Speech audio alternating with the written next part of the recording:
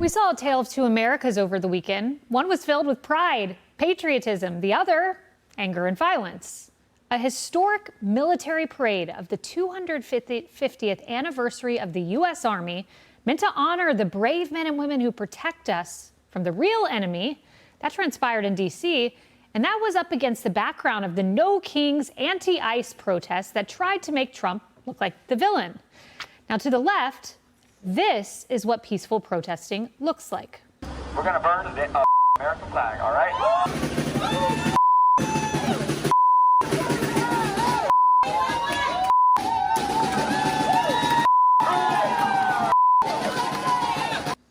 And the left has no problem with this.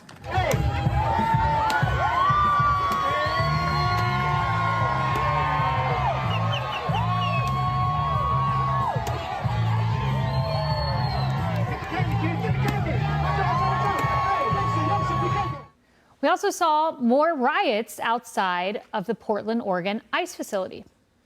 Portland police declared a riot had broken out at the ICE facility at around 6:30 in the evening after a federal officer was hurt. Police ordered the protesters to leave using tear gas, but the night led to 3 arrests.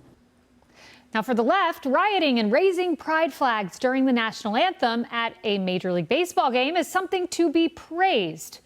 But a Dodgers player displaying a Bible verse on his cap during Pride Night, well, that's an abomination, they tell us. And honoring our nation's military, well, that's totally out of the question. It's not a parade. It's a show of force. Watching this from a president who has occasionally praised and oftentimes denigrated the U.S. military, I'm just reminded by how out of touch this guy is. The Army doesn't serve a politician, it serves the country. But President Trump looks at the military as a function of his personal power. The Army didn't ask for this. The Department of Defense didn't ask for this. This is not how they wanted to celebrate this event. Donald Trump asked for this.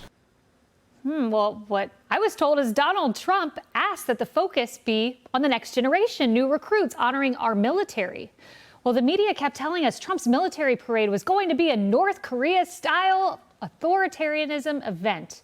But even they could not keep up with that lie.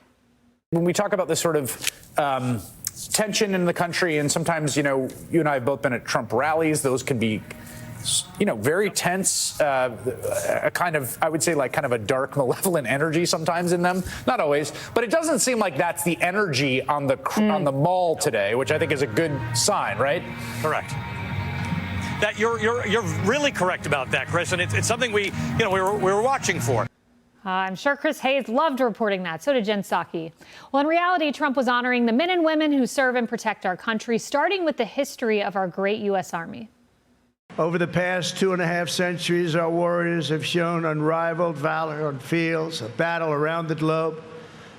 With the frostbitten feet and bloody fist, they have marched into the flames and fury of combat, charged up mountains, stormed beaches, waded through torrents of gunfire, and leapt into skies thick with smoke and shrapnel.